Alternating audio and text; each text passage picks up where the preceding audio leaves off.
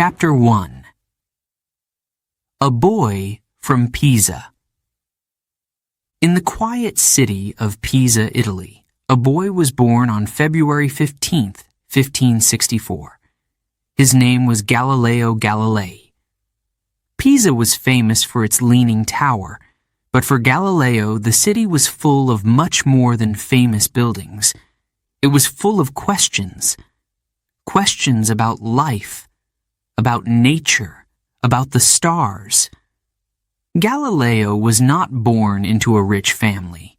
His father, Vincenzo Galilei, was a musician. He played the lute and loved music, but life as a musician was not easy. Vincenzo wanted more for his son. He dreamed that Galileo would become a doctor. Doctors, after all, were respected and earned good money. But young Galileo had other dreams. From the time he was a little boy, Galileo was curious. He looked at the world differently from other children. While others played, Galileo would sit under a tree, staring up at the sky. He wondered, why does the sun rise in the morning and set at night? Where does it go? He watched birds fly and leaves fall. He noticed how they moved, slowly, gently. Why don't they stay in the air? He asked himself. These questions filled his mind. Even when he didn't have answers, he couldn't stop thinking. Galileo's mother, Julia, often worried about him. Why don't you play with the other children? She would ask. A boy needs to run and laugh, not just think all the time. But Galileo only smiled. He liked to play sometimes, too. He loved to climb trees and explore the hills outside Pisa. But even then, his mind was full of wonder. He would stop to look at the shapes of the rocks or how the river water sparkled in the sunlight. Everything around him seemed magical. One day, when Galileo was about 7 years old, something happened that he would never forget. It was a warm evening, and the sky was clear. His father had taken him outside to look at the stars. They sat on a blanket in the cool grass. Vincenzo pointed up. See those tiny lights? They're stars, he said. Galileo stared at the sky. The stars were like diamonds. They twinkled and seemed so far away. What are they made of? Galileo asked. His father laughed softly. No one really knows, he said. Some say they are holes in the sky that let light shine through. Others say they are tiny suns like ours. Galileo's eyes widened. Tiny suns? The idea thrilled him. He wanted to know more, but there were no answers. Not yet. At school, Galileo was different from the other students. He loved learning, but only about the things that interested him. He didn't enjoy memorizing long texts or writing essays. He wanted to ask why. Why did things happen the way they did? Why did the earth feel so solid but seem so small compared to the sky? His teachers often became frustrated with him. Stop asking so many questions, they said. But Galileo couldn't stop. He wanted to understand the world, not just accept what he was told. One afternoon, while helping his mother in the kitchen, Galileo made a discovery. He had been playing with a small clay jar. He noticed that when he tilted the jar, it made a different sound depending on how much water was inside. A higher pitch when it was nearly empty. A lower pitch when it was full. He showed his mother. Listen, he said excitedly. The sound changes because of the water. Julia nodded, smiling. Yes, Galileo, but why does it matter? Galileo couldn't explain it then, but he knew it was important. It was one of the first times he had noticed patterns in nature. As Galileo grew older, his curiosity only deepened. He read every book he could find. He loved stories about the ancient Greeks and their ideas about the universe. He learned about philosophers like Aristotle, who believed the earth was the center of everything. Galileo respected these ideas, but felt something was missing. How can we know for sure? He wondered. What if they are wrong? At the age of 10, Galileo's life changed. His family moved to Florence, a bigger and busier city than Pisa. Florence was full of art, music, and learning. It was exciting, but it was also challenging. Galileo missed the quiet of Pisa. Still, he found new opportunities in Florence. He began to study with private tutors who noticed his talent for mathematics. "This boy has a gift," one tutor told Vincenzo. Galileo was proud. He loved numbers and how they could describe the world. They felt like a secret language only he could understand. Despite his love for learning, life wasn't always easy for Galileo. His family struggled with money. Vincenzo often reminded him, "You must study hard to become a doctor. It's the only way to have a good life." Galileo tried to follow his father's wishes. He entered the University of Pisa when he was 17, ready to study medicine. But deep down, he wasn't happy. He found the lectures boring. He didn't want to study plants and the human body.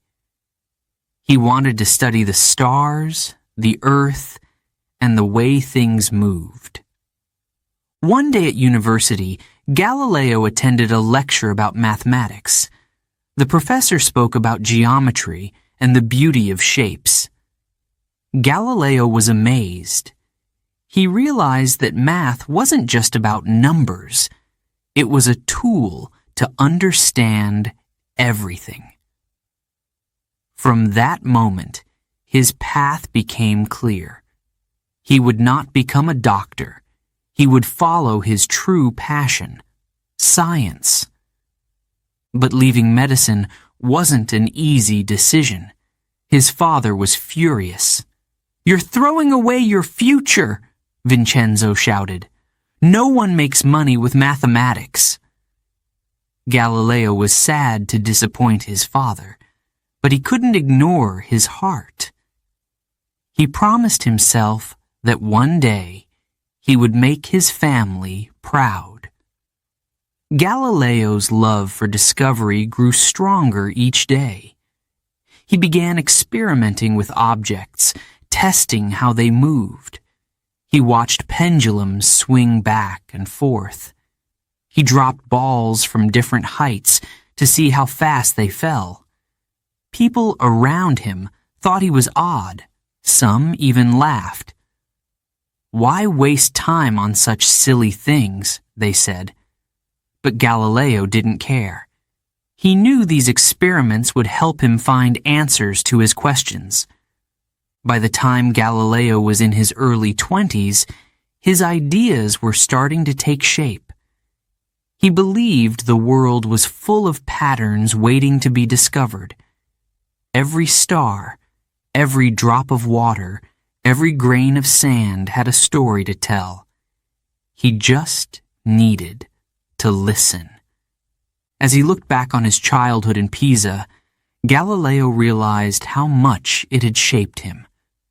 The leaning tower, the stars above, and even the quiet evenings with his father had all left their mark.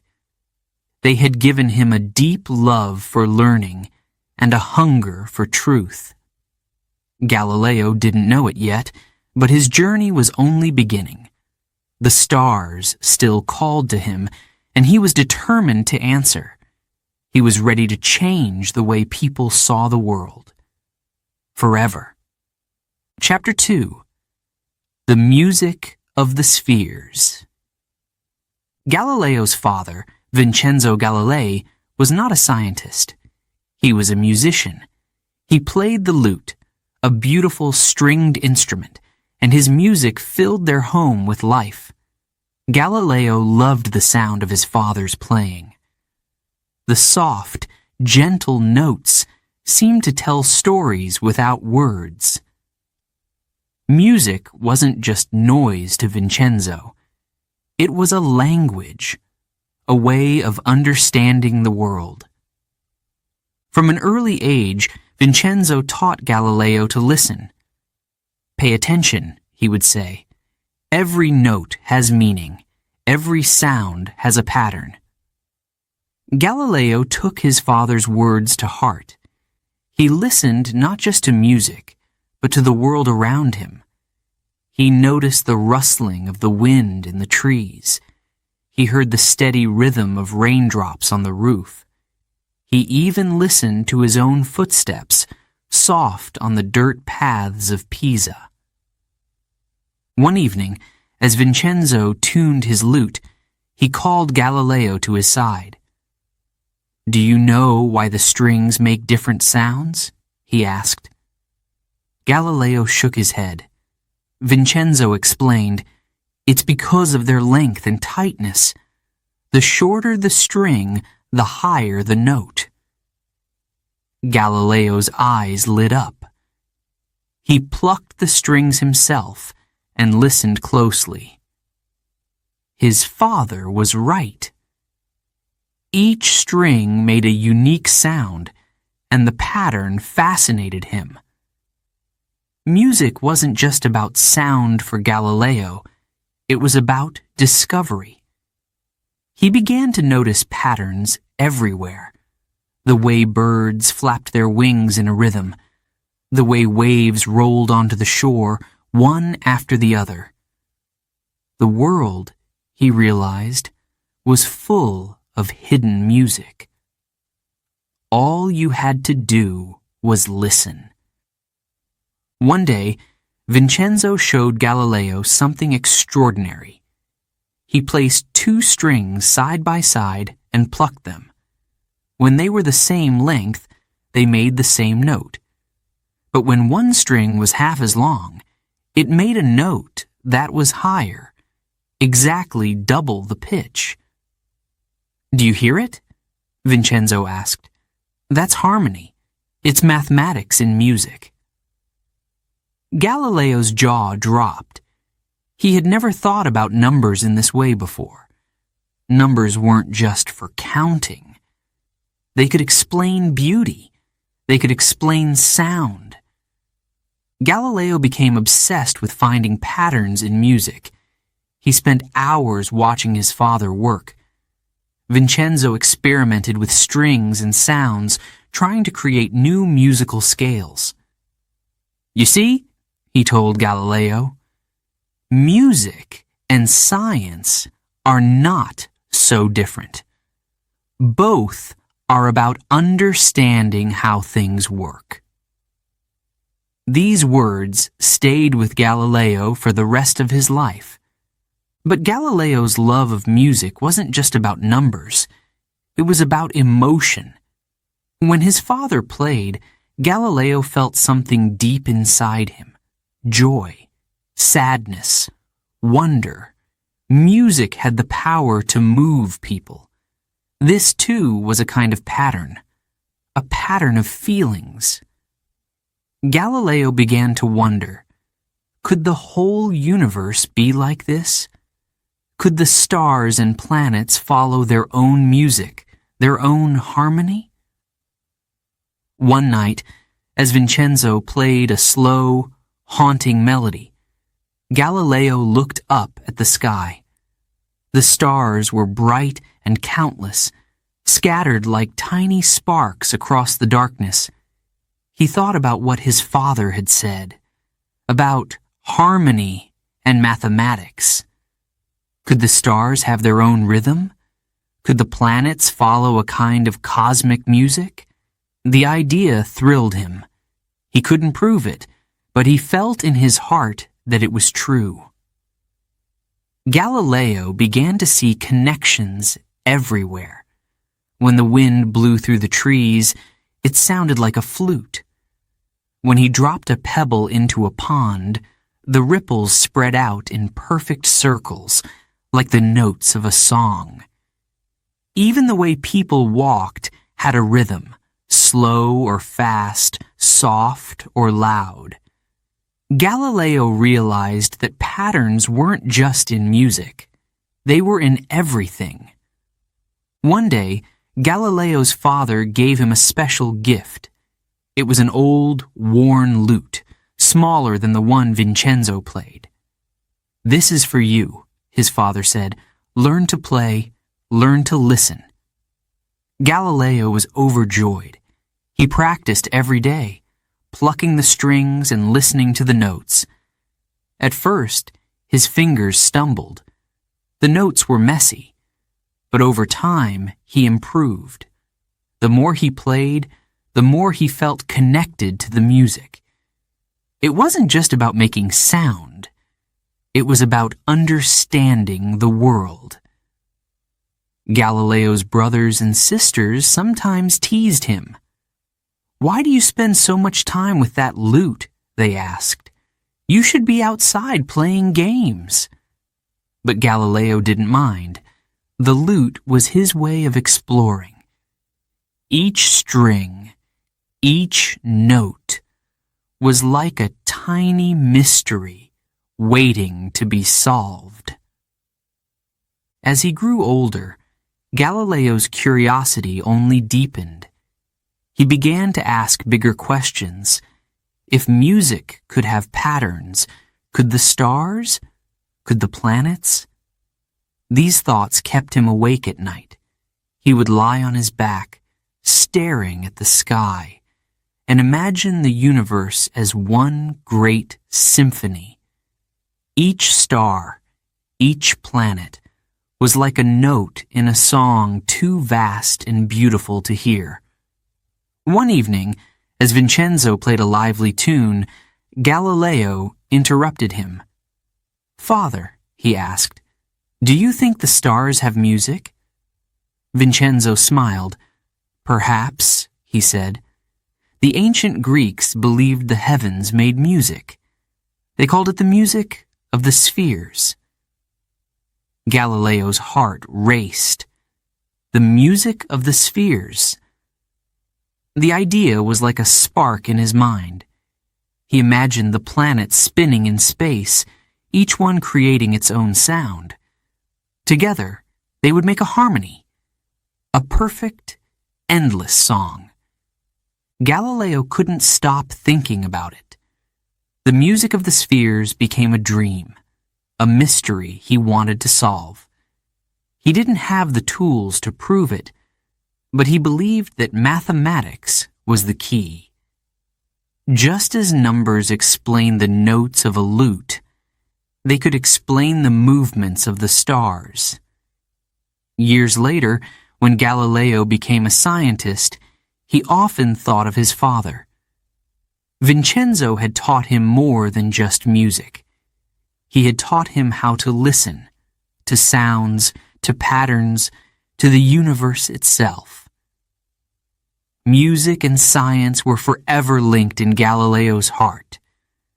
They were two sides of the same coin, both searching for the same thing: truth.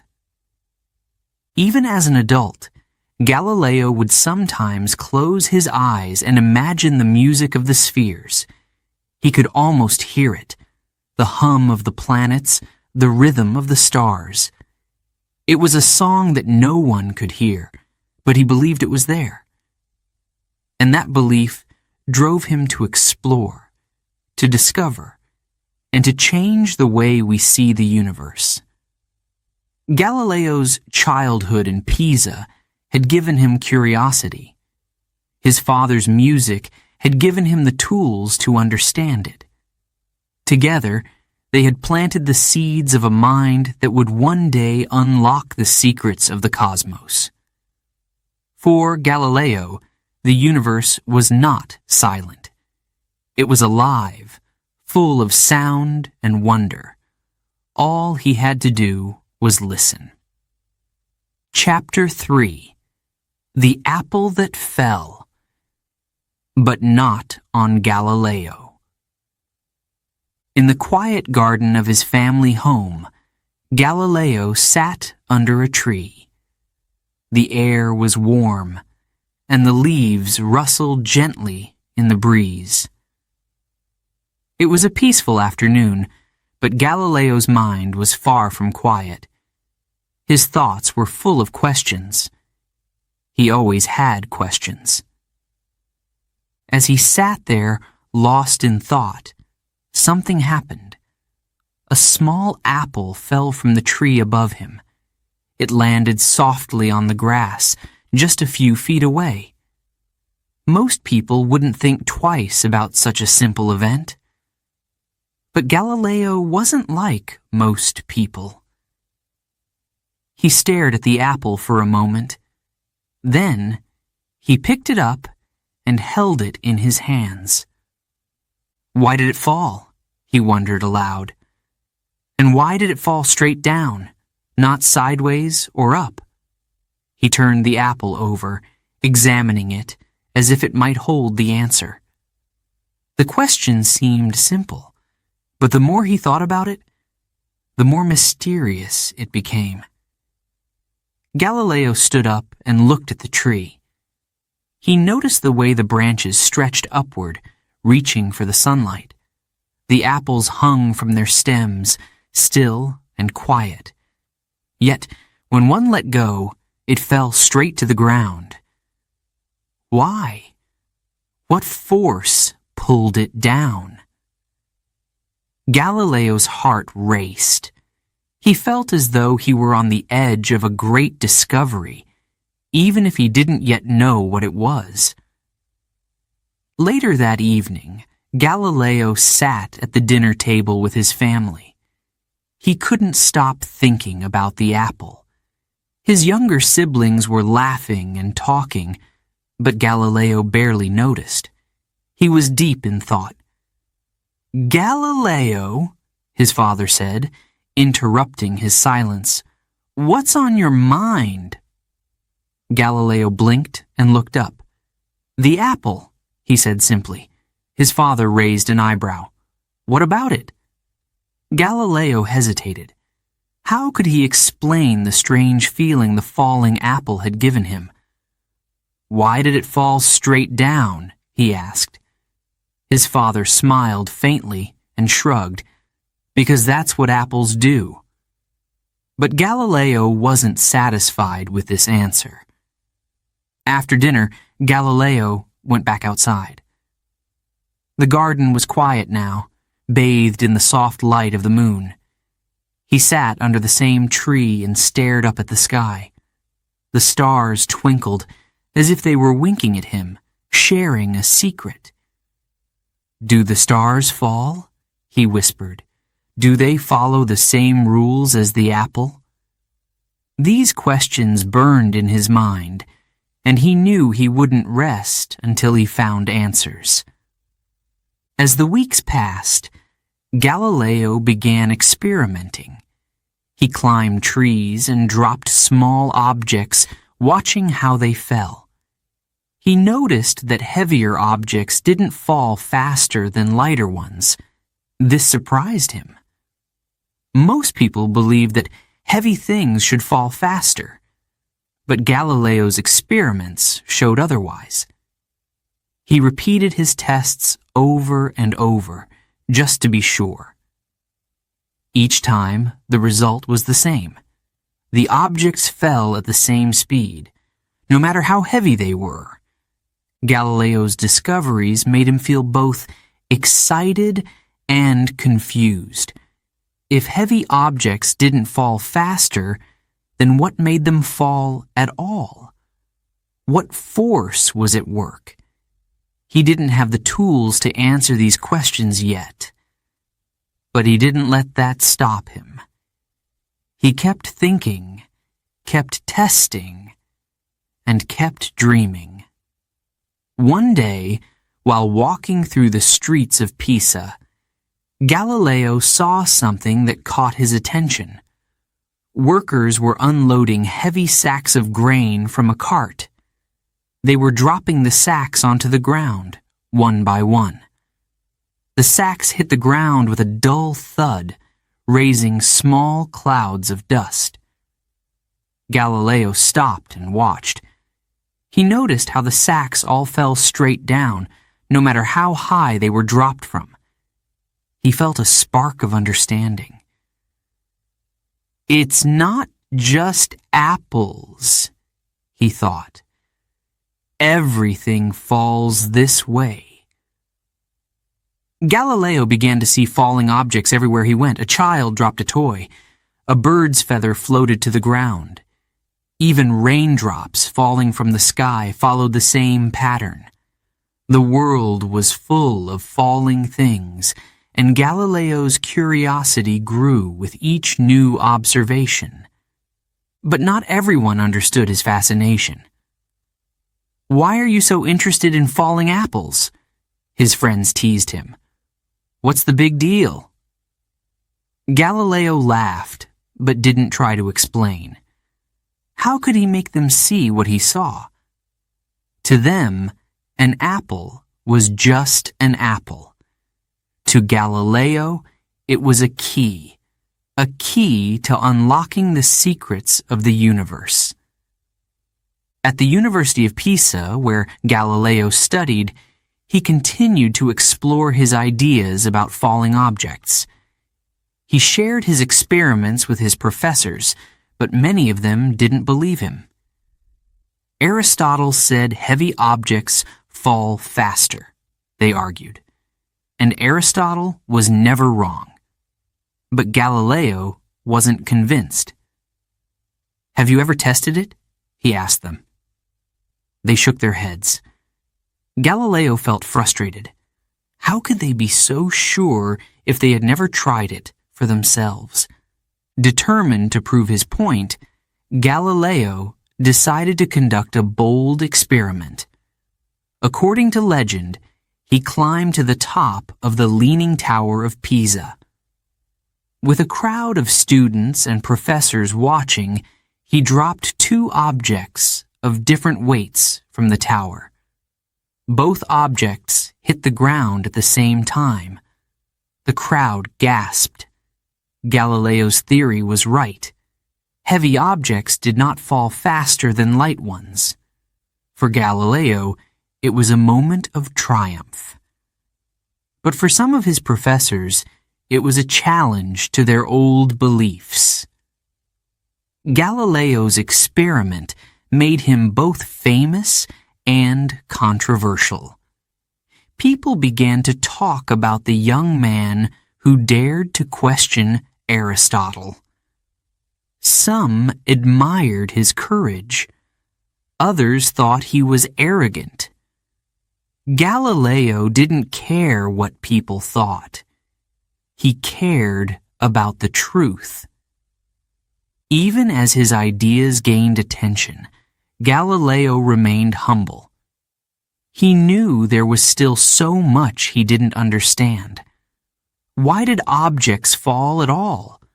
What force pulled them down? He didn't have the answers yet, but he was determined to keep searching. As Galileo walked home one evening, he passed by the same apple tree in his family's garden. He stopped and looked up at its branches, now heavy with fruit. He thought about the apple that had fallen weeks ago. It seemed like such a small thing, yet it had sparked so many questions. Galileo smiled to himself. Sometimes the smallest events lead to the biggest discoveries. That night, as he lay in bed, Galileo stared out his window at the stars. He thought about how they seemed so still, so far away? Did the stars follow the same rules as the apple? Did they move through the heavens in a way he could understand? These thoughts filled his dreams, pushing him forward on his journey. Galileo didn't know it yet, but his questions about falling objects would one day change the world.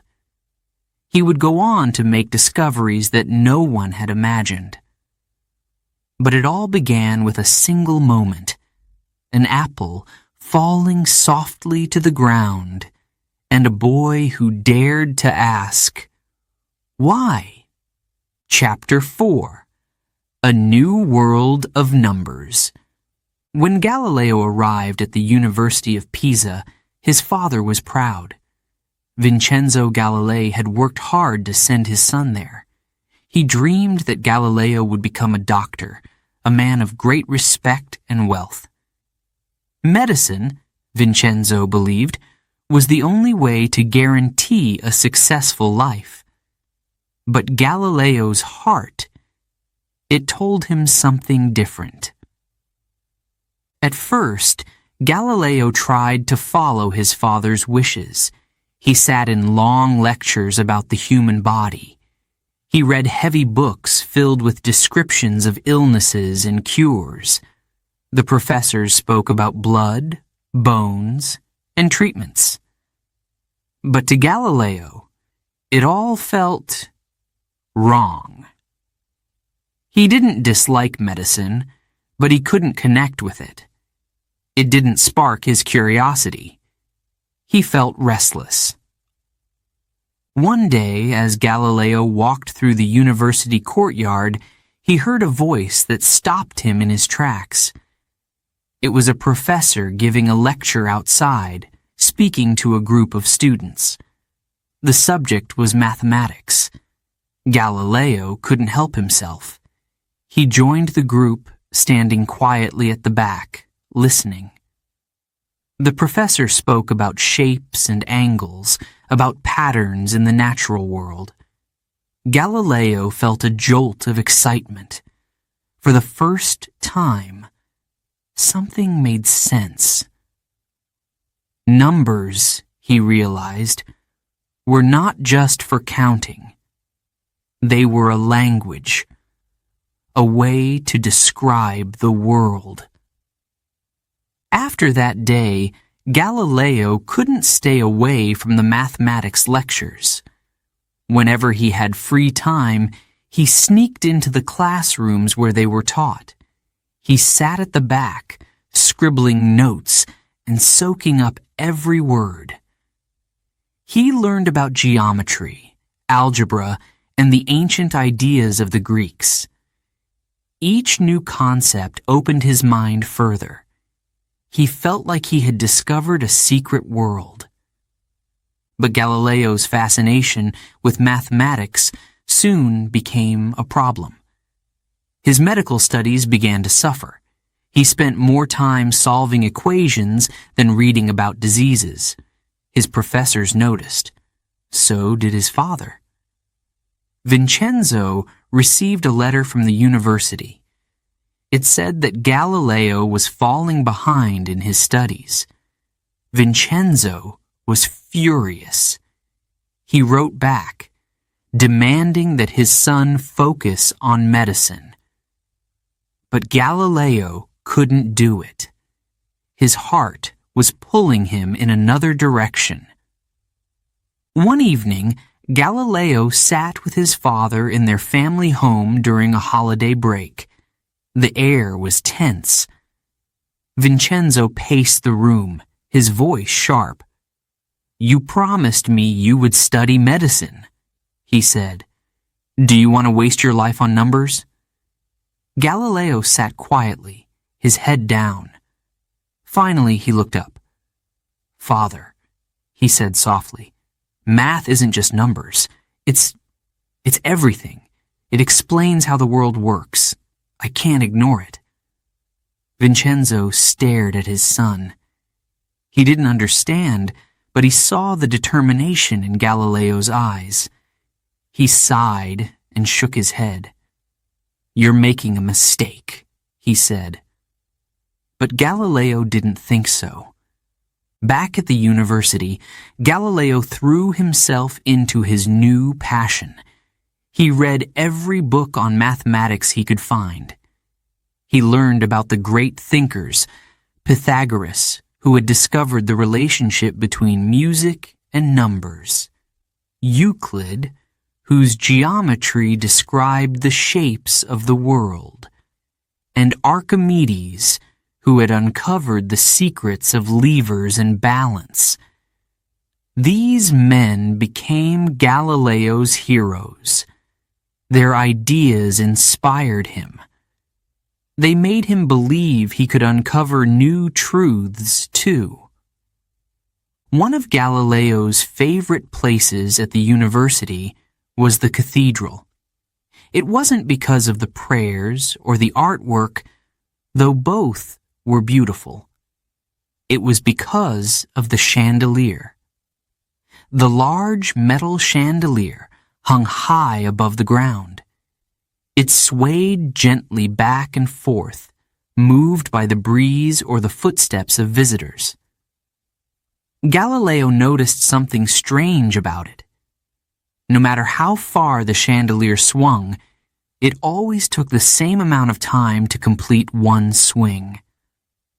This fascinated him. He began timing it with his pulse, counting the beats of his heart. The rhythm was perfect. He had discovered a pattern. Galileo realized that the motion of the chandelier wasn't random. It was predictable, and it could be described with numbers. He didn't know it then, but this discovery would one day lead to important inventions, like the pendulum clock. At that moment, though, Galileo was simply amazed. Once again, mathematics had revealed something hidden in the world. As Galileo's knowledge grew, so did his reputation. His professors began to notice his talent. "This young man is a genius," one of them said. Soon, other students came to Galileo for help with their work. He explained things in a way that was clear and simple, and he loved sharing what he had learned. Teaching became a new passion for him. But not everyone admired Galileo. Some of the older professors were suspicious of him. They didn't like how he questioned the traditional teachings. For centuries, Aristotle's ideas had been accepted as truth. To them, questioning Aristotle was dangerous. But Galileo wasn't afraid. He believed that true knowledge came from observation and testing, not just from books. One day, during a mathematics lecture, Galileo's professor announced a challenge. "If anyone can explain the motion of objects in a better way than Aristotle, let him speak," he said. The room went silent. No one dared to question Aristotle. No one, except Galileo. Slowly, he raised his hand. The professor stared at him. "Go ahead, young man," he said. Galileo stood up, his heart pounding. He walked to the front of the room and picked up a small ball. He held it in his hand, then let it fall to the ground. "Aristotle said that heavy objects fall faster than light ones," he began. "But that's not true. I've tested it. Objects fall at the same speed, no matter their weight." The students whispered to one another. The professor frowned. "Show us," he said. Galileo performed his experiment right there in the classroom. He dropped two objects of different weights from the same height. They hit the ground at the same time. The students gasped. The professor said nothing. Galileo felt a rush of pride. He had proven his point. That moment marked a turning point for Galileo. He realized that he could challenge old ideas and find new truths, but he also knew it wouldn't be easy. The world wasn't ready for new ways of thinking. Many people clung to tradition. They were afraid of change. Despite the challenges, Galileo never gave up. He continued to explore the mysteries of mathematics and nature. Numbers became his guide, leading him to discoveries that no one had imagined. He saw patterns in the stars, the waves, and even the way objects moved. To him, the universe was like a great book, written in the language of mathematics. And Galileo was determined to read it. As he walked through the university courtyard one evening, Galileo looked up at the sky. The stars were bright and countless, scattered across the darkness. He felt a sense of wonder. The same patterns he had seen in numbers, in swinging chandeliers, and falling objects must also exist in the heavens. He didn't know how to prove it yet, but he believed it with all his heart. Galileo's journey into the world of numbers had only just begun. His decision to leave medicine behind was not an easy one, but it was the right one. He had found his true calling. Mathematics wasn't just a subject to him. It was a way of seeing, a way of understanding.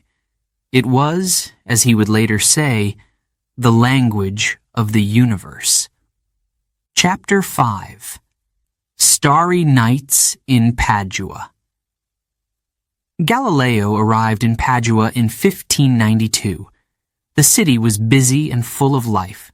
It was known for its great university, where some of the brightest minds gathered to learn and teach. Galileo had been invited to become a professor of mathematics. It was a proud moment for him. He was only 28 years old and already seen as a rising star in the academic world. Padua felt like a fresh start. The city was surrounded by rivers and canals, and the air was filled with the sounds of people working, laughing, and talking. Galileo's new job gave him freedom. He could teach what he loved, mathematics and science. But it also gave him time to explore his greatest passion, the mysteries of the universe.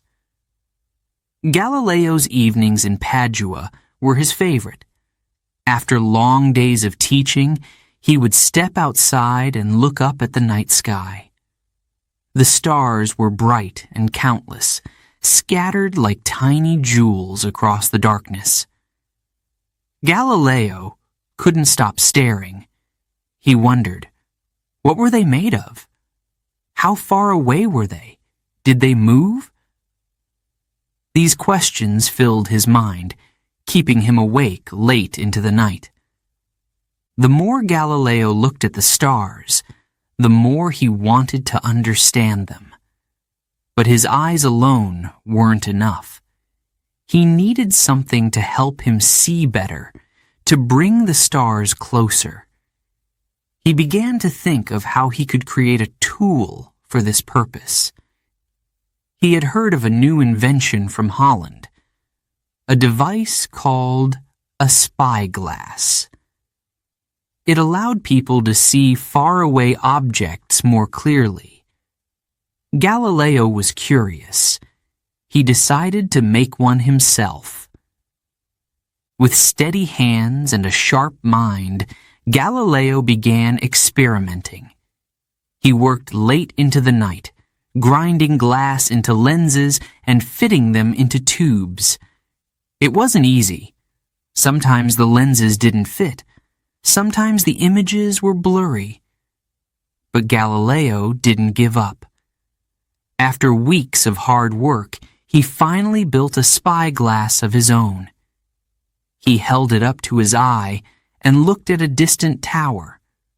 For the first time, he saw it as if it were right in front of him. His heart raced. If this tool worked on Earth, what could it reveal about the heavens? Galileo didn't stop there. He kept improving his invention, making the lenses stronger and clearer. Soon, his spyglass could magnify objects 20 times their size. It was unlike anything the world had seen before. Galileo gave it a new name: the telescope. He was thrilled. Now, he could turn his gaze to the stars. One cool evening, Galileo carried his telescope to the rooftop of his house. The city was quiet, the streets below lit by the soft glow of lanterns. Above him, the sky was vast and endless. With trembling hands, he lifted the telescope and pointed it at the moon. What he saw took his breath away. The moon wasn't smooth, as people had always believed. Through the telescope, Galileo saw mountains and valleys, shadows and light. The surface was rough, like the earth. It was a world of its own. He sketched what he saw, his hand moving quickly over the paper. He couldn't wait to show others. Galileo turned his telescope to the stars next. He was amazed. What looked like a single star to the naked eye became a cluster of many stars through the telescope. The universe was far larger and more detailed than anyone had imagined. Each discovery felt like a small miracle. But the most incredible discovery came when Galileo pointed his telescope at Jupiter. He saw something no one had ever seen before: 4 tiny dots of light near the planet. At first, he thought they were stars. But as he watched them night after night, he realized they weren't still. They moved. They were moons orbiting Jupiter. Galileo was stunned. This changed everything. It was proof that not everything revolved around the earth, as people had believed for centuries. Galileo's discoveries filled him with excitement, but they also made him nervous. He knew his findings would challenge the old ideas of the universe, especially the teachings of Aristotle and the Church. Still, he couldn't keep his discoveries to himself. He wrote a book describing what he had seen. He included detailed sketches of the moon, the stars, and Jupiter's moons. He called the book The Starry Messenger. When the book was published, it caused a sensation. People couldn't believe what Galileo was saying. Some praised him for opening their eyes to a new universe. Others accused him of lying. "How can the moon have mountains?" they asked. "How can Jupiter have moons?" Galileo invited them to look through his telescope, but many refused. They didn't want to believe what they saw. Despite the criticism, Galileo continued his work. His telescope became famous, and rulers and scholars across Europe wanted to see it. Galileo traveled to show his invention and share his discoveries. He felt proud, but he also felt the weight of responsibility. He wasn't just a scientist anymore. He was a man who was changing how people saw the world. At night, back in Padua, Galileo often sat alone on his rooftop. The stars above were constant, shining as they always had. But now they felt closer. He knew there was still so much to learn, so many mysteries to uncover. His telescope was only the beginning. He dreamed of finding more moons, more stars, and more truths about the universe. Galileo's time in Padua was a turning point in his life. It was here that he became not just a teacher, but a pioneer. He had opened a window to the heavens, and he wasn't afraid to look through it. The sky was no longer a distant mystery. It was a world full of secrets, waiting to be explored. Even as he lay in bed at night, Galileo couldn't stop thinking about the stars. He imagined what future generations might discover. He hoped they would ask questions, just as he had. After all, curiosity was what had brought him this far, and he knew it would lead him even further. Galileo didn't know what challenges lay ahead. He didn't know that his discoveries would bring him into conflict with powerful authorities. But in that moment, under the starry sky of Padua, he felt nothing but wonder. The universe was vast, beautiful, and full of possibilities. And Galileo was ready to keep searching for its secrets. Before we begin, Chapter 6, a quick note for our listeners. You're currently listening to this audiobook on WooEnglish. Remember, this content is specially made for WooEnglish listeners only. If you're hearing it on any other channel, it may be a violation of WooEnglish's rights. Please ensure you're tuned into the right source to fully enjoy and respect this audiobook journey. Now, let's continue the story. Chapter 6, The Invention That Shook the Heavens. Galileo worked late into the night, his small workshop lit by a single candle. On the table in front of him lay lenses, tubes, and tools. His hands were steady, but his heart raced. He had spent weeks carefully grinding glass and shaping lenses, trying to perfect a device he had only dreamed of. Now, it was nearly ready. He took a deep breath and assembled the final pieces. It was done. He held it up and whispered to himself, "Let's see." The device was simple but powerful. Galileo had built a telescope, an invention that would change everything. It wasn't the first telescope in the world, but it was the best. While others could barely magnify distant objects, Galileo's telescope was far stronger. It could make things appear 20 times closer than they really were. He couldn't wait to use it. That evening, Galileo climbed the stairs to the roof of his home in Padua. The city below was quiet, its streets empty and dark. Above him stretched the night sky, endless and full of stars. He raised the telescope to his eye, his hands trembling. For the first time, he looked at the heavens in a way no one else had before. The first thing Galileo pointed his telescope at was the moon. Through the lens, the moon transformed. It was no longer a smooth, glowing disk. Instead, Galileo saw mountains, valleys, and craters. Shadows stretched across its surface, revealing its rugged terrain. The moon, he realized, was a world of its own. It wasn't perfect, as many believed. It was rough and complex, just like the Earth. Galileo's heart pounded with excitement. He grabbed a piece of paper and began to sketch what he saw. He drew the jagged edges of the moon's mountains and the deep, dark craters. Each detail amazed him.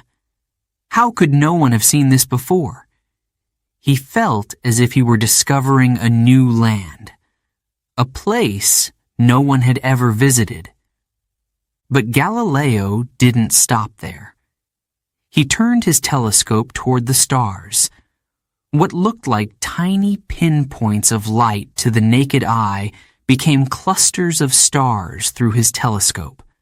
Some of these stars were so faint that no one had ever noticed them before. The universe, Galileo realized, was far bigger than anyone had imagined. There were more stars in the sky than could be counted. Then Galileo pointed his telescope at Jupiter, the largest planet in the sky. He saw something extraordinary. Near the planet were 4 tiny points of light. At first, he thought they were distant stars.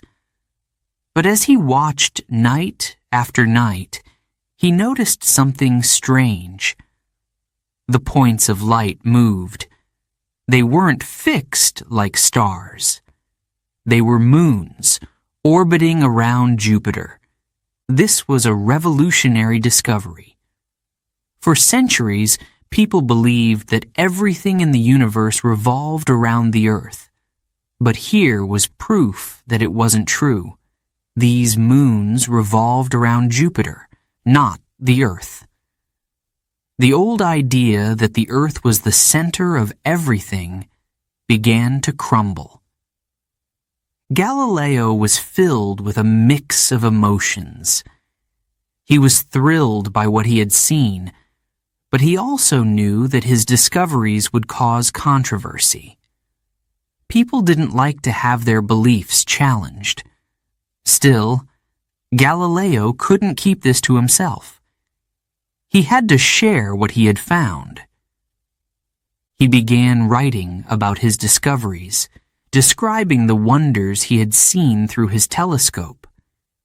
His book, The Starry Messenger, was filled with sketches of the moon, Jupiter's moons, and the stars. When it was published, it caused a sensation. People across Europe were amazed. Some praised Galileo for revealing the secrets of the heavens. Others were skeptical. "How do we know this is true?" they asked. "How can we believe what we cannot see with our own eyes?" Galileo invited skeptics to look through his telescope. Some were astonished. They saw the mountains on the moon, the stars in clusters, and the tiny moons of Jupiter. Others, however, refused to even look. "This cannot be real," they insisted. They clung to the old ideas, unwilling to accept the truth. Galileo didn't let the doubters stop him. He continued to improve his telescope and explore the skies. Each night brought new discoveries. He saw the phases of Venus, which showed that it orbited the sun. He noticed that Saturn seemed to have ears on either side, though he couldn't yet see clearly enough to recognize them as rings. The more he looked, the more he realized how little humanity knew about the universe. But Galileo's work wasn't just about making discoveries. He wanted to change the way people thought. He believed that science wasn't about blindly following tradition. It was about observing the world, testing ideas, and finding the truth. "The universe is written in the language of mathematics," he once said. "To understand it, we must learn to read that language." Despite his groundbreaking work, Galileo faced challenges. Many scholars and church leaders were angry. His discoveries contradicted the teachings of Aristotle, which had been accepted for centuries. More importantly, they seemed to challenge the teachings of the Church. The idea that the earth was not the center of the universe was dangerous. It threatened the way people understood their place in creation. Galileo knew he was walking a fine line, but he couldn't stop. The sky called to him, and he felt it was his duty to answer. He believed that science and faith could coexist. "The Bible tells us how to go to heaven," he said, "but it doesn't tell us how the heavens go." As Galileo continued his work, he couldn't help but feel a sense of awe. Each night, as he gazed through his telescope, he was reminded of the vastness of the universe, the stars, the planets, the moons. They were all part of a grand design, more beautiful and more complicated than anyone had ever imagined. And yet, with each discovery, Galileo felt closer to understanding it. One evening, as he packed away his telescope, Galileo looked up at the sky with his own eyes.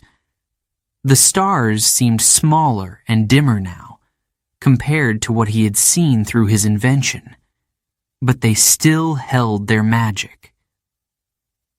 What else is out there? He wondered. What secrets are waiting to be discovered? Galileo's telescope was more than a tool. It was a doorway to the unknown. Through it, he had seen the universe as it truly was, vast, dynamic, and full of wonder. His invention had shaken the heavens, but it had also opened them. Galileo knew he was only at the beginning of a journey that would continue for generations. The sky was no longer a mystery. It was an invitation. Chapter 7. Jupiter's Dancing Moons. One cold evening in January, 1610, Galileo climbed to the rooftop of his home in Padua. The city below was silent, and the air was crisp. Above him, the stars sparkled brightly in the clear sky. Galileo carried his telescope, carefully adjusting its position. He had pointed it at the moon and the stars many times before. But tonight, he decided to look at something new. His target was Jupiter, the largest planet in the heavens. Jupiter was visible to the naked eye, shining steadily in the night sky. Galileo had always admired it. But now, with his telescope, he could see it more clearly than ever before. He raised the device to his eye and gasped. There it was, a glowing sphere, perfect and round, unlike the tiny dots of light that were stars. But something else caught his attention. Near Jupiter were 3 smaller dots of light. They were faint but distinct, like tiny stars hovering close to the planet. At first, Galileo thought they were ordinary stars, but he was curious. He decided to watch Jupiter every night to see if anything changed. The next evening, he climbed to the roof again and looked through his telescope. To his surprise, the tiny dots of light were in different positions. They had moved. Galileo frowned, puzzled. Stars didn't move like this. What could they be? Night after night, Galileo observed Jupiter. He noticed something remarkable. The tiny lights were not random. They moved around Jupiter, following a clear pattern. Soon he discovered a 4th dot of light, smaller and fainter than the others. These were not stars.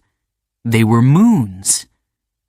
Galileo realized he had made a groundbreaking discovery. Jupiter had its own moons, just like Earth had the moon. This discovery filled Galileo with excitement. For centuries, people believed that everything in the universe revolved around the Earth. The Earth was thought to be the center of all creation, with the sun, moon, planets, and stars circling around it. But now Galileo had proof that this wasn't true.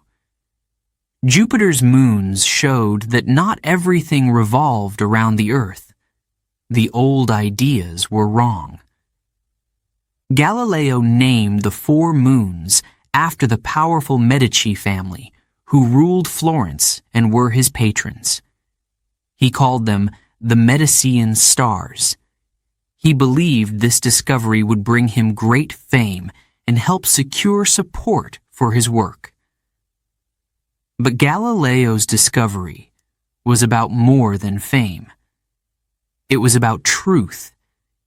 It was about changing the way people saw the universe. He began writing down his observations in a book. He carefully described how the moons moved around Jupiter, showing that their orbits were predictable and regular. He sketched diagrams of their positions, night by night. His writing was clear and detailed, making it easy for others to follow his work. He was proud of his findings and eager to share them with the world.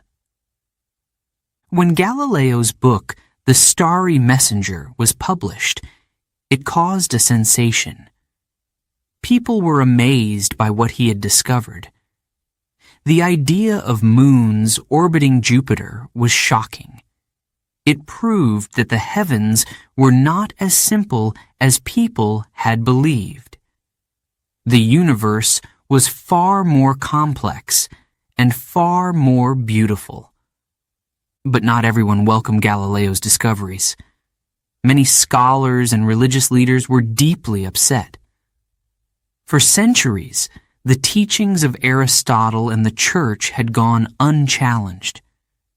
These teachings placed the Earth at the center of the universe, with everything else revolving around it. To question this was seen as dangerous, even heretical. Some critics dismissed Galileo's findings. How can we believe what he says? They argued. These moons cannot be real. They are tricks of the telescope. Others refused to even look through his telescope, insisting that it was impossible for Jupiter to have moons. They clung to their old beliefs, unwilling to accept the evidence in front of them. Galileo was frustrated by their refusal to listen. He invited skeptics to see for themselves, to look through his telescope and witness the moons orbiting Jupiter. Some were amazed and admitted he was right. But others stubbornly denied what they saw. They claimed the telescope was an unreliable tool, that it distorted reality. Despite the criticism, Galileo remained determined. He knew his discoveries were true. He continued to observe Jupiter and its moons, refining his observations and gathering more evidence. Each night, as he gazed through his telescope, he felt a deep sense of wonder. The tiny dots of light moved in perfect harmony, like dancers circling their partner. It was a cosmic ballet, beautiful and precise. Galileo's discovery of Jupiter's moons was more than just a scientific achievement. It challenged the way people thought about the universe and their place in it. If Jupiter had its own moons, then perhaps the Earth was not the center of everything. Perhaps there were other worlds out there, waiting to be discovered. But Galileo's work also brought him trouble. Some of the church leaders saw his discoveries as a threat to their authority. They believed that accepting Galileo's ideas would weaken the church's teachings. Galileo knew he was walking a dangerous path, but he couldn't stop. He was driven by a desire for truth, a desire to understand the universe as it truly was.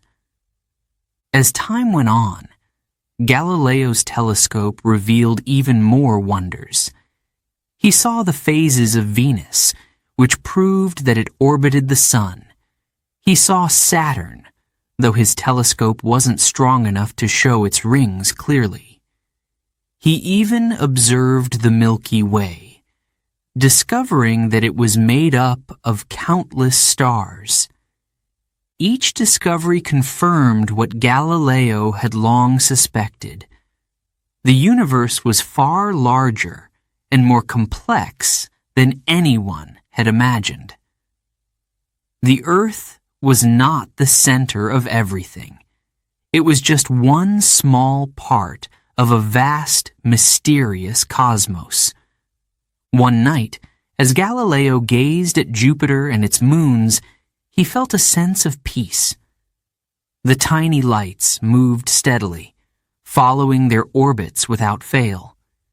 They were constant, unchanging, a reminder of the order and beauty of the universe.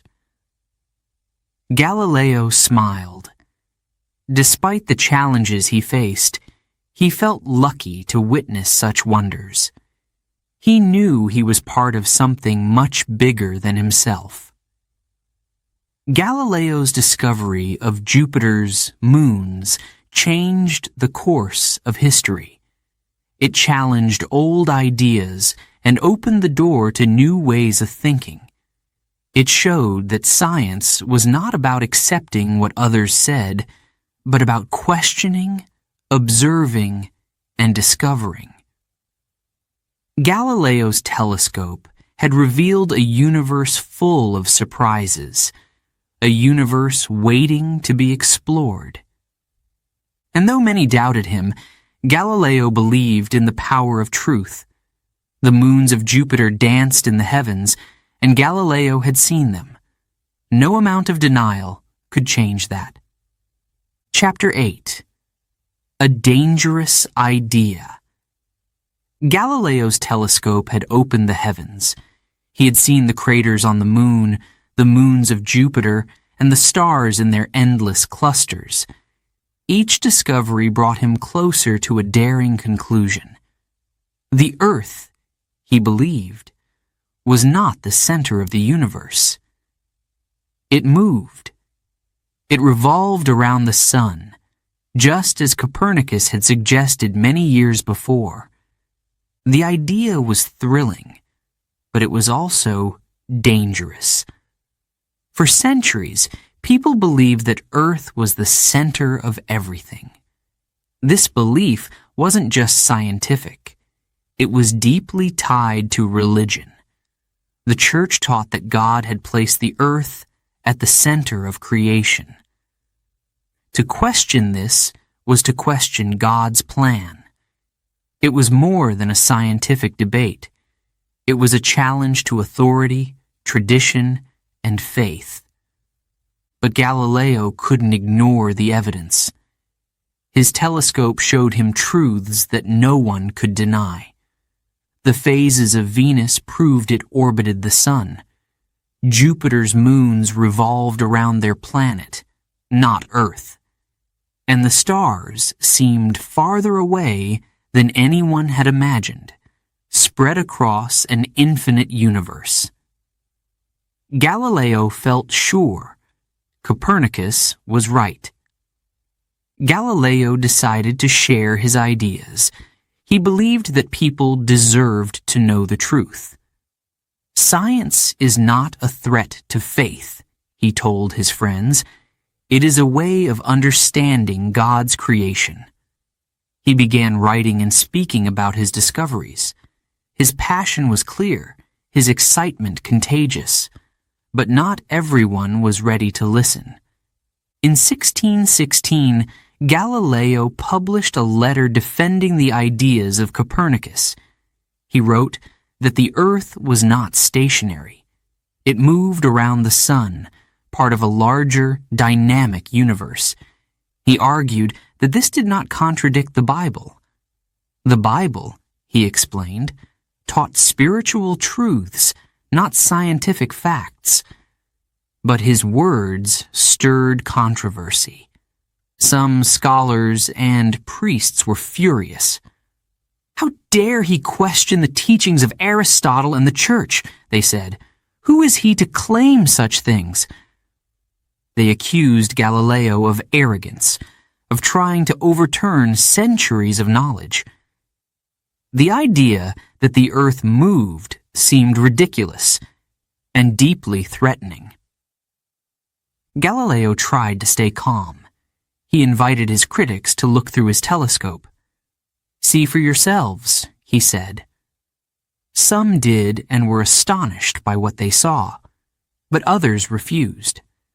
"The telescope lies," they said. "The earth cannot move. It is written in the Bible." The church began to take notice of Galileo. His ideas were spreading quickly, and many feared the consequences. If people believed the earth moved, they might begin to doubt other teachings. They might question the church's authority. To stop this, the church declared that the Copernican system was heretical. Copernicus's books were banned. Galileo was warned to keep silent. For a time, Galileo obeyed. He continued his scientific work, but avoided discussing the motion of the earth. Inside, however, he struggled. He felt like a prisoner in his own mind, unable to speak the truths he had discovered. The universe was so full of wonder, and he was forced to stay silent about it. Years passed. In 1623, a new pope, Urban VIII, came to power. Urban was known to be more open-minded than his predecessors, and Galileo hoped this would change things. He traveled to Rome to meet the Pope and present his ideas. Urban welcomed Galileo warmly. He admired his intellect and respected his work. Galileo felt hopeful. Encouraged by this meeting, Galileo decided to write a book. He called it Dialogue Concerning the Two Chief World Systems. In this book, he compared the old Earth-centered model of the universe with the new sun-centered model. The book was written as a conversation between three characters: one who defended the old system, one who supported Copernicus, and one who acted as a neutral observer. Galileo believed this approach would make the subject easier to understand and less controversial. When the book was published in 1632, it caused an uproar. Galileo's arguments were clear, logical, and persuasive. He showed how the Copernican model explained the motions of the planets far better than the old model. The book became widely read, sparking debates across Europe. Many people began to question the Earth-centered universe. But the church was not pleased. Although Galileo had tried to be careful, his book was seen as a direct challenge to its authority. Some accused him of mocking the Pope, claiming that one of the characters in the book represented Urban VIII. Galileo denied this, but the damage was done. The church summoned him to Rome to stand trial. Galileo was old and in poor health, but he had no choice. In 1633, he appeared before the Inquisition, the powerful court of the Catholic Church. The trial was long and intense. Galileo was accused of heresy. of teaching ideas that went against the Bible. He was forced to defend his beliefs, even as he faced threats of imprisonment or worse. In the courtroom, Galileo stood alone. The church leaders demanded that he renounce his belief in the Copernican system. They showed him instruments of torture, reminding him of the consequences if he refused. Galileo was afraid. He was a man of courage, but he was also human. He didn't want to die. In the end, Galileo gave in. He recanted his belief that the earth moved around the sun. He declared that he had been wrong, that the church's teachings were correct. The Inquisition sentenced him to house arrest for the rest of his life. Galileo was broken, but he was alive. Even under house arrest, Galileo continued to work. He wrote books, conducted experiments, and studied the motion of objects. He could no longer look at the stars through his telescope, but his mind remained sharp. In his heart, he still believed in the truths he had discovered. Legend says that after recanting, Galileo muttered under his breath, "And yet, it moves." Whether or not this is true, it captures his spirit. Galileo may have been silenced, but his ideas could not be undone. The earth moved, no matter what anyone said. Galileo's willingness to question old beliefs marked a turning point in history. His discoveries inspired others to look beyond tradition and seek the truth. Though he faced persecution, his work laid the foundation for modern science. He showed the world that knowledge could not be stopped, even in the face of danger. In his final years, Galileo reflected on his life.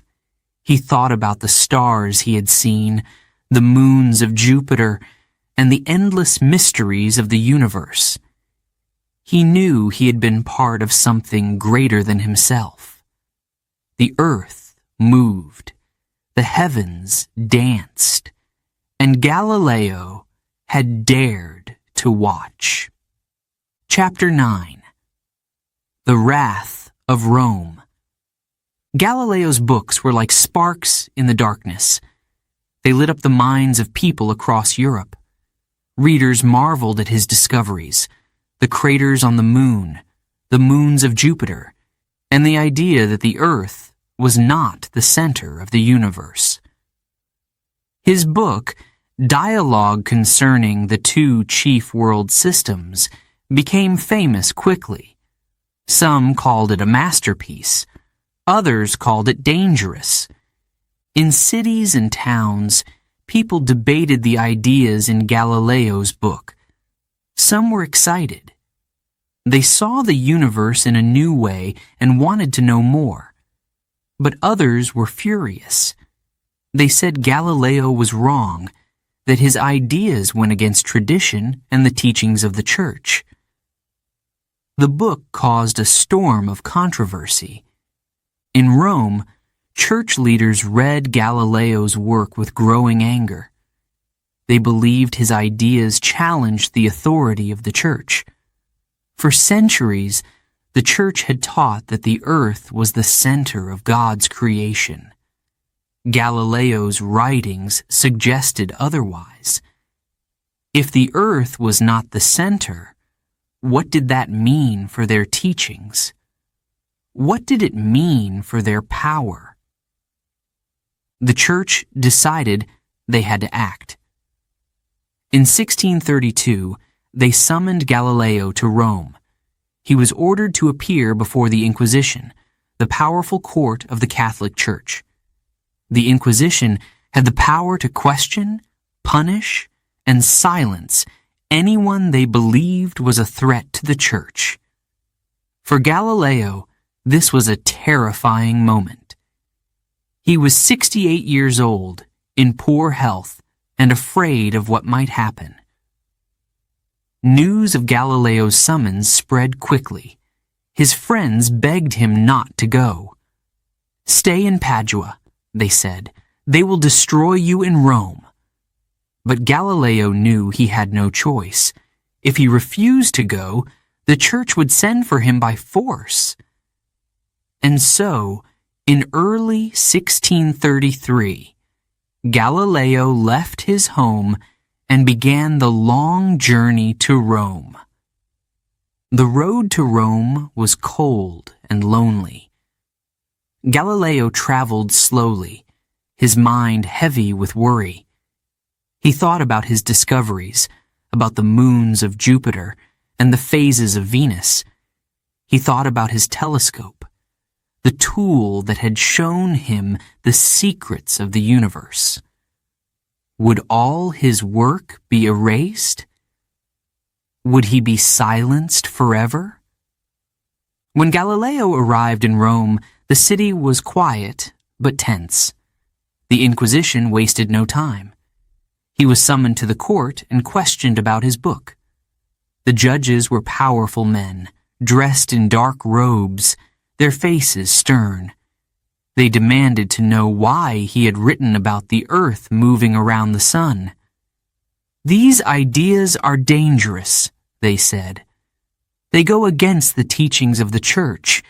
Do you deny this?"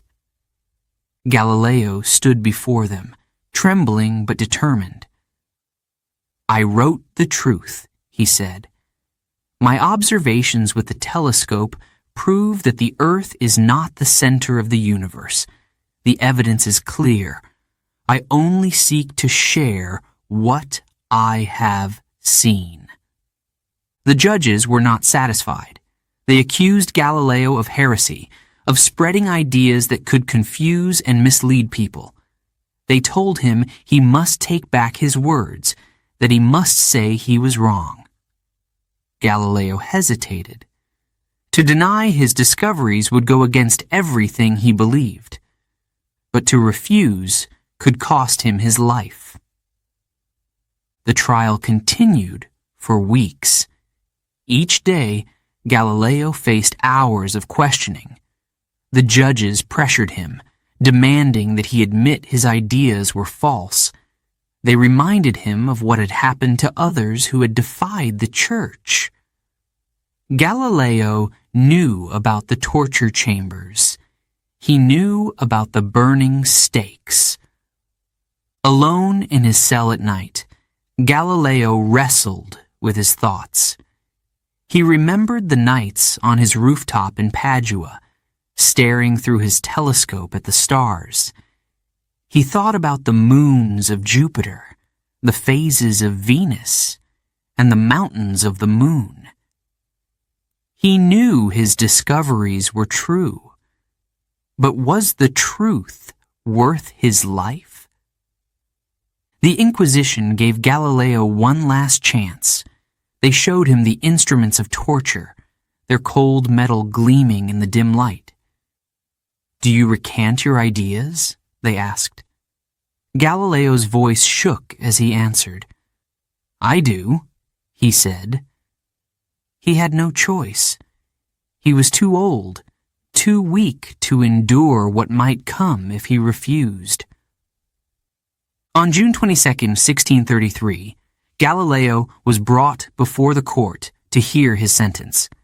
He knelt before the judges, his hands trembling. In a solemn voice, they declared him guilty of heresy. His punishment was house arrest for the rest of his life. He was forbidden to write or speak about his ideas ever again. As part of his punishment, Galileo was forced to publicly deny the Copernican system. In front of a large crowd, he declared that the earth did not move, that the sun did not stand at the center of the universe. But in his heart, Galileo knew the truth.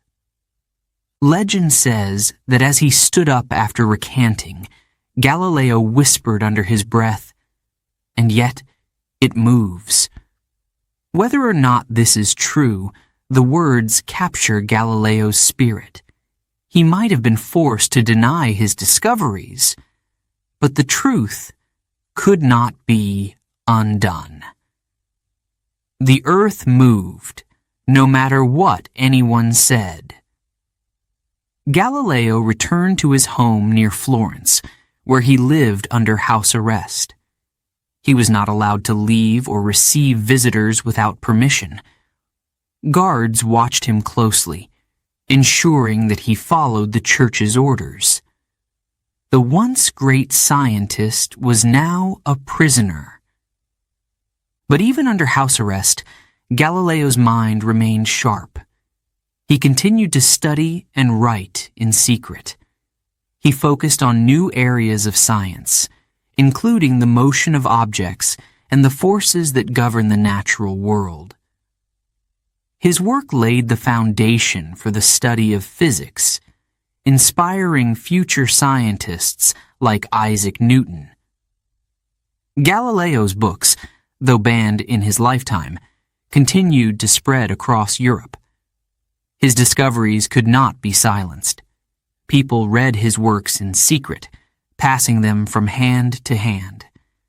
Slowly, the ideas he had fought for began to take hold. The truth about the universe could not be hidden forever. In his final years, Galileo went blind. He could no longer look at the stars, but he still dreamed of them.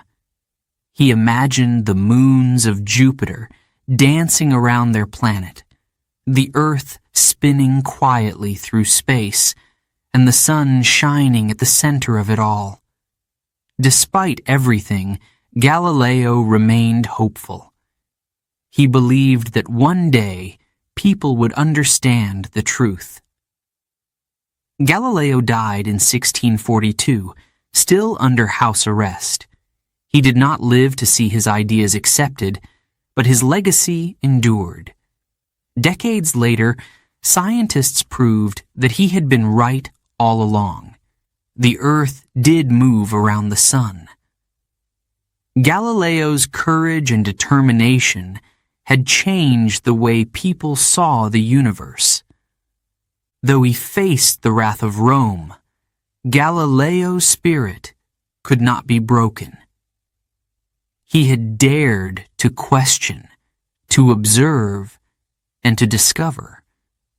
And in doing so, he opened the door to a new age of science, a world where curiosity and reason could shine as brightly as the stars. Chapter 10.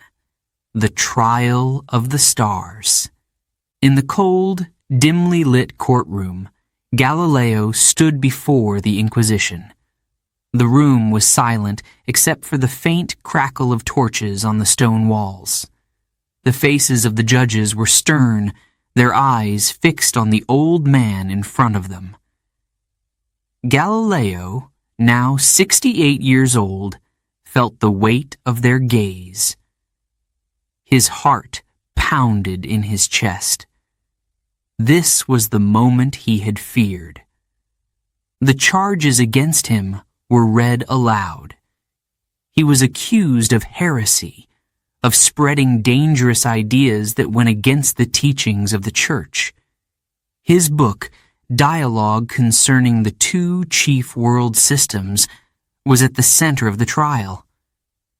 In it, Galileo had dared to argue that the Earth moved around the sun, just as Copernicus had proposed. These ideas, the judges said, were a threat to the order of the world. "Do you deny these accusations?" the chief judge asked. His voice echoed through the room. Galileo hesitated. He looked down at his hands, trembling slightly. He thought about the nights he had spent looking through his telescope, the wonders he had seen, the moons of Jupiter, the phases of Venus, the endless stars. They had all shown him the truth. But now, that truth was dangerous. "I am a loyal son of the Church," Galileo began, his voice calm but unsteady. "I have never intended to go against its teachings. My work is based on observation, on what I have seen with my own eyes." The judges frowned.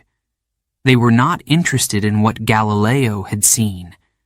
To them, his observations were dangerous because they challenged centuries of tradition. For the church, the earth was the center of God's creation. To suggest otherwise was to question everything. One of the judges leaned forward. "You wrote that the earth moves," he said sharply. "Do you still believe this?" Galileo felt his chest tighten.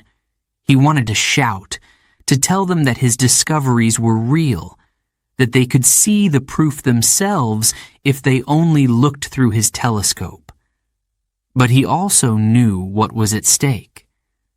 The Inquisition was not just a court. It was a powerful force that could punish anyone who defied it. The judges pressed Galileo harder. They showed him instruments of torture, cold and menacing. "If you do not recant," they warned, "you will face severe consequences." Galileo's breath caught in his throat. He was an old man, frail and in poor health. He had already endured weeks of questioning, locked away in a small, dark room. He knew what the Inquisition was capable of. Others before him had been burned at the stake for similar accusations. The thought of such a fate terrified him. That night, alone in his cell, Galileo wrestled with his thoughts. He paced the small room, his hands shaking. He thought about his discoveries, the joy he had felt when he first saw Jupiter's moons dancing in the sky. He thought about the mountains on the moon, the stars too numerous to count. He thought about the truth. How could he deny it? But then he thought about his family. His daughter, Maria Celeste, had written to him during the trial, begging him to stay safe. "Father," her letter said, "do what you must to protect yourself. The world will one day understand your work." Her words echoed in his mind, filling him with both comfort and sorrow. The next day, Galileo returned to the courtroom. The judges demanded his answer. "Do you recant your belief that the earth moves around the sun?" they asked. Galileo took a deep breath. His voice trembled as he spoke. "I recant," he said. "I no longer believe that the earth moves." The words felt like a betrayal. They burned in his throat.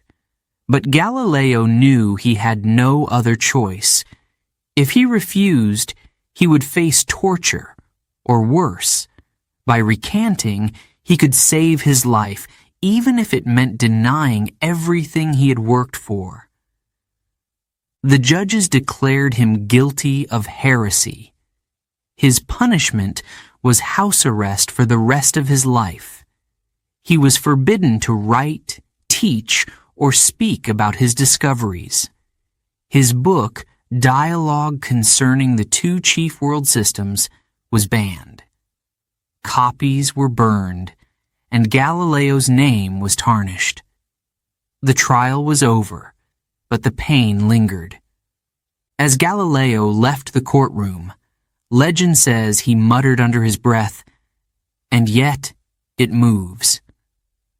These words, if he truly spoke them, captured the heart of his struggle.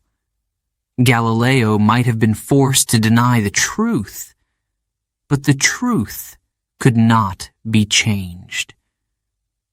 The earth moved, no matter what anyone said. Under house arrest, Galileo returned to his home near Florence. He was watched closely, his freedom taken from him. The once great scientist was now a prisoner, confined to his own house. But even in isolation, his mind remained sharp. He could no longer observe the stars, but he continued to think, to write in secret, and to dream of the universe. The trial had left Galileo physically and emotionally drained.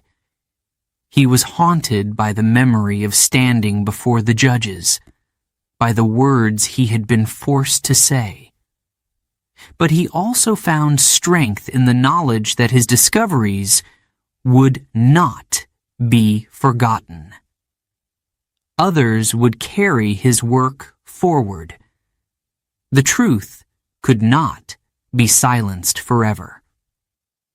As the years passed, Galileo's health worsened. He went blind, unable to look at the stars he had loved so much, yet his spirit remained unbroken. He continued to write, dictating his thoughts to students who visited him in secret. He explored the motion of objects, laying the groundwork for modern physics. Even in his darkest moments, Galileo's curiosity and determination burned brightly. Galileo died in 1642, still under house arrest. He did not live to see his ideas accepted, but his work would inspire future generations of scientists. Isaac Newton, Albert Einstein, and countless others built on the foundation Galileo had laid. The trial may have silenced him, but it could not stop the spread of his ideas. Today, Galileo is remembered as the father of modern science. His courage, his curiosity, and his relentless search for the truth changed the way humanity sees the universe. The stars, the planets, the earth itself, they all move just as Galileo had discovered. And though he faced the trial of the stars, his legacy shines as brightly as the heavens he loved so deeply. Chapter 11. A quiet but brilliant end. Galileo sat by the window of his small house near Florence. The sun streamed in, casting long shadows on the floor. Outside, the world moved on without him. He was under house arrest, forbidden to leave, forbidden to teach. The voices of his students and the excitement of discovery were now memories. But Galileo's mind, it was as active as ever. The church had silenced him. He was no longer allowed to speak or write about the idea that the earth moved around the sun. His books had been banned. His name, once celebrated, was now whispered with caution. Yet Galileo could not forget what he had seen through his telescope. The stars, the moons of Jupiter, and the vastness of the universe were etched into his mind. No one could take that from him. As the days turned into months and the months into years, Galileo found a new rhythm to his life. He spent his mornings reading and writing. His evenings were quieter now. The telescope that once filled him with wonder, gathering dust in the corner.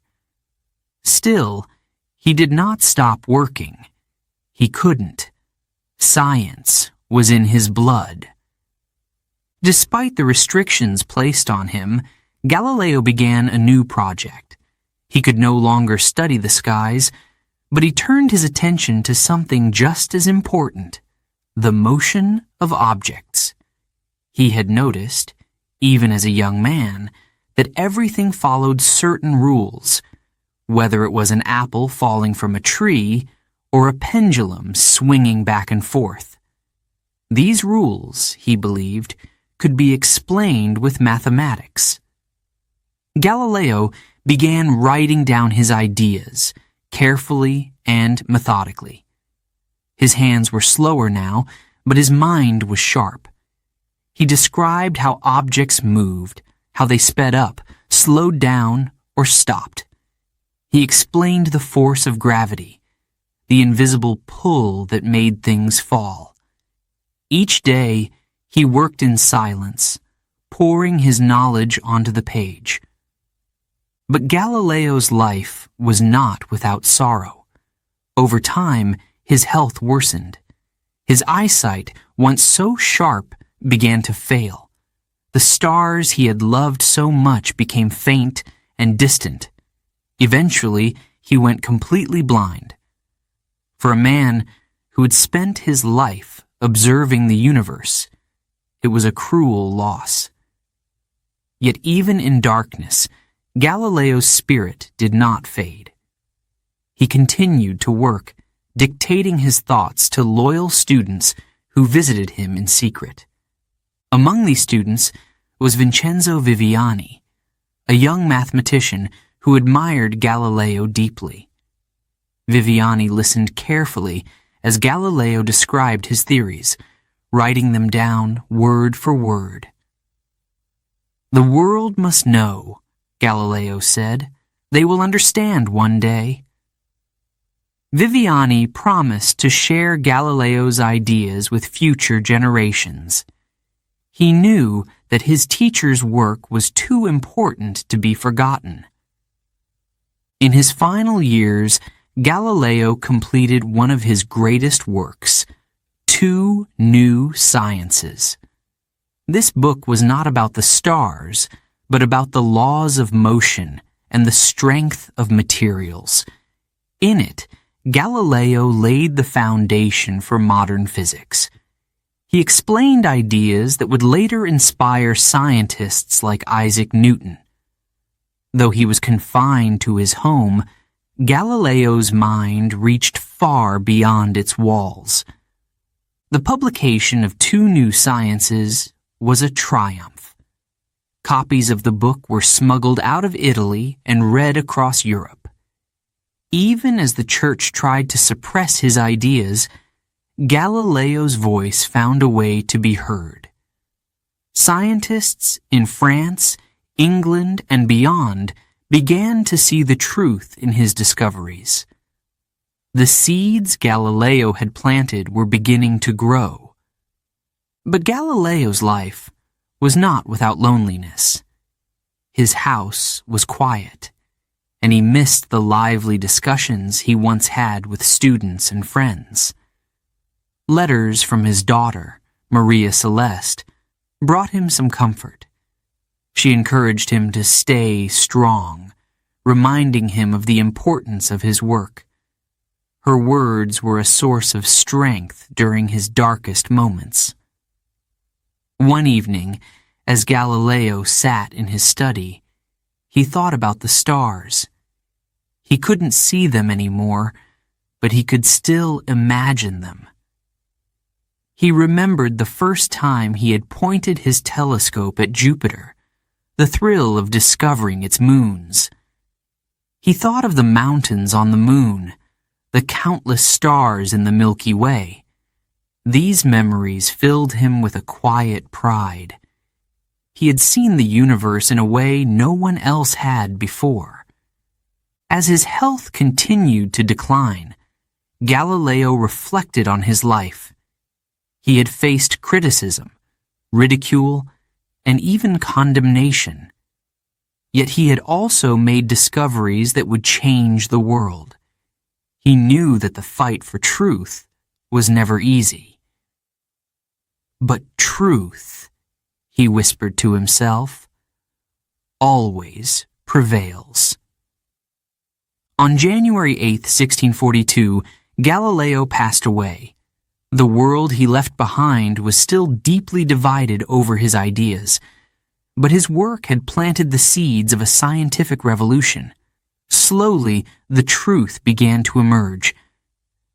Decades later, Isaac Newton would build on Galileo's discoveries, proving once and for all that the earth moved around the sun. Galileo's life was a testament to courage and curiosity.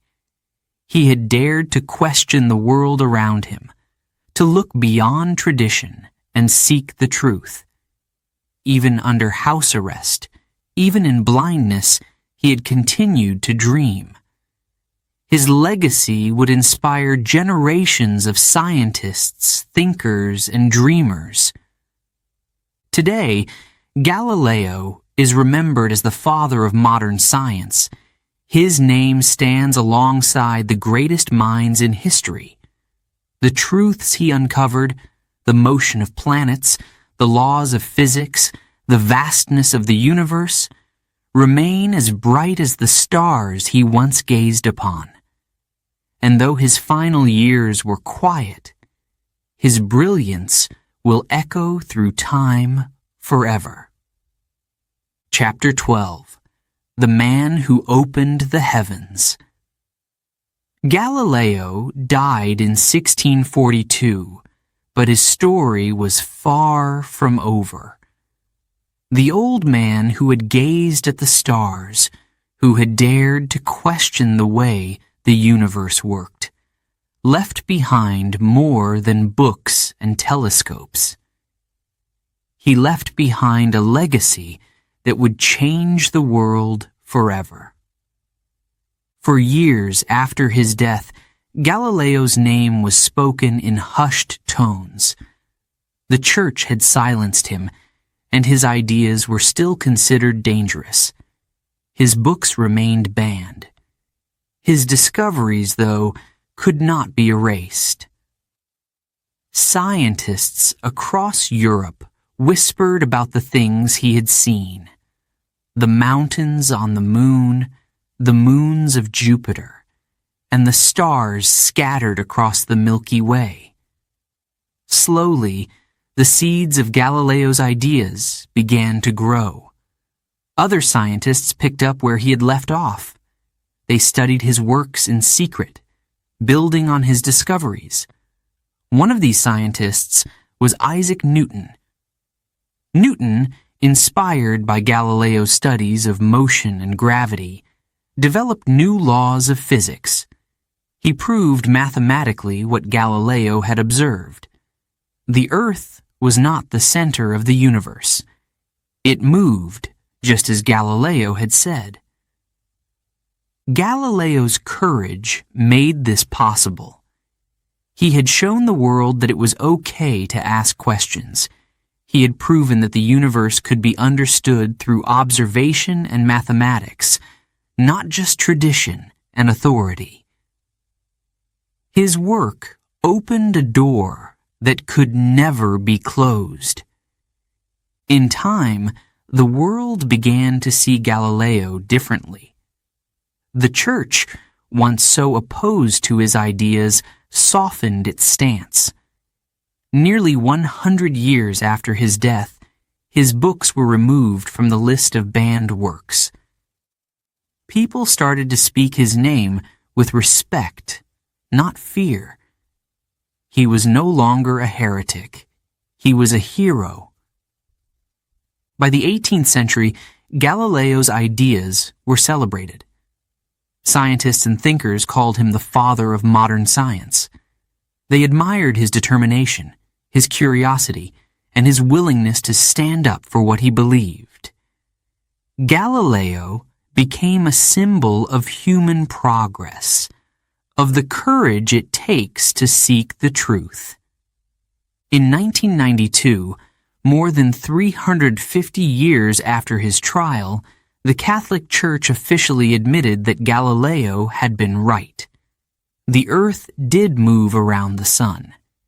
It was a moment of reconciliation, a recognition of Galileo's brilliance and the injustice he had faced. Today, Galileo's name is known around the world. His discoveries are taught in schools. His life is celebrated in books, movies, and art. The telescope, the tool he used to reveal the secrets of the heavens, has become a symbol of exploration and discovery, modern telescopes, far more powerful than Galileo's, peer into galaxies billions of light years away. But the spirit of those telescopes is the same. They are built to answer questions just as Galileo's was. Every time we look at the stars, we follow in Galileo's footsteps. His work reminds us to be curious, to wonder about the world around us. He showed us that the universe is vast, beautiful, and full of mysteries waiting to be solved. Galileo's story is one of courage. It is the story of a man who stood up against powerful forces to speak the truth. He faced ridicule, condemnation, and even imprisonment, but he never gave up. Even under house arrest, even when blind, he continued to think, to write, and to dream. He believed in the power of knowledge, and he believed that the truth, no matter how dangerous, was worth fighting for. His discoveries may seem simple to us now. The phases of Venus, the moons of Jupiter, the mountains on the moon. But in Galileo's time, they were revolutionary. They forced people to see the universe in a completely new way. They broke the chains of tradition and opened the door to modern science. Galileo's story is also a story of humanity. It reminds us that progress is not always easy. The road to understanding is often filled with challenges, with resistance and fear, but it also shows us that persistence and curiosity can overcome even the greatest obstacles. Galileo did not live to see his ideas fully accepted, but he believed in the future. He believed that one day the truth would shine as brightly as the stars. As we look back on Galileo's life, we see more than a scientist. We see a pioneer, a dreamer, a man who looked at the same sky as everyone else, but dared to see it differently. His courage and determination inspire us to keep asking questions, to keep seeking answers, and to never stop wondering. Galileo's journey began with a simple question. Why? Why do things fall? Why do the stars shine? Why does the universe work the way it does? These questions led him to discoveries that changed the world. And they remind us of the power of curiosity, the force that drives all human progress. Today, Galileo's name is written among the greatest in history. His work laid the foundation for everything we know about the universe. From the planets in our solar system to the farthest galaxies, his discoveries continue to guide us. The man who was once condemned by the church is now celebrated as a symbol of truth and reason. The next time you look at the night sky, think of Galileo. Imagine him standing on his rooftop in Padua, pointing his telescope at the stars. Imagine his excitement as he discovered the moons of Jupiter, his awe as he sketched the mountains on the moon. And remember his courage, the courage to look, to question, and to believe in what he saw. Galileo Galilei, the man who opened the heavens, left us more than discoveries. He left us a way of thinking, a way of seeing the world. He showed us that the universe is not beyond our understanding. It is waiting for us to explore, to observe, and to discover. His story is a reminder that even in the face of opposition, even when the road is hard, The search for truth is always worth it. Galileo's legacy lives on in every scientist, every student, and every dreamer who dares to look up at the stars and wonder, why?